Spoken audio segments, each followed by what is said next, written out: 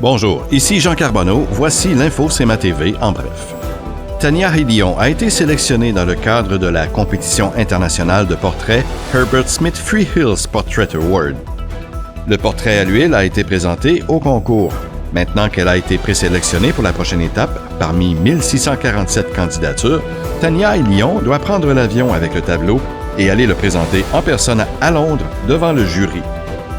Le samedi 9 mars prochain, les familles de Montmagny ont rendez-vous avec le grand happening hivernal, organisé par les Enfants de Cœur, qui coïncide avec la semaine de relâche.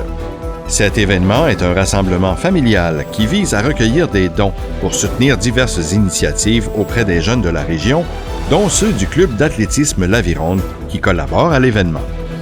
Le Centre d'études collégiales de Montmagny, en collaboration avec les Arts de la Scène de Montmagny, lance un appel de candidature pour une résidence d'artistes.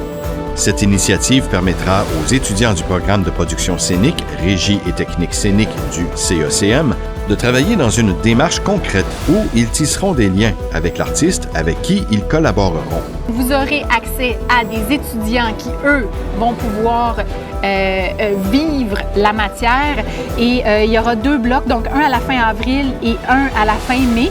Tout le monde y gagne, donc les artistes auront un spectacle complet quand ils vont ressortir de leur résidence ici. Ils sont hébergés, pas nourris, mais sinon tout le reste est culturellement nourri. Oui. Ils vont avoir la supervision des professeurs aussi. Il va y avoir vraiment un langage de communication aussi qui va se faire avec des étudiants. Et puis pour les étudiants, eux autres, concrètement, vont avoir un projet qu'ils savent qui va partir en tournée. Et au sport, à la Ligue de hockey junior 3A.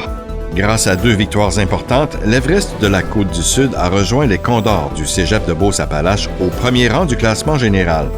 Effectivement, mercredi dernier, les Sud-Côtois l'avaient emporté face aux Panthères de Saint-Jérôme, au compte de 7-4, avant de s'offrir une autre victoire, cette fois-ci contre l'équipe des Braves de Valleyfield, à l'Arena de Montmagny, vendredi soir dernier, au compte de 5-3.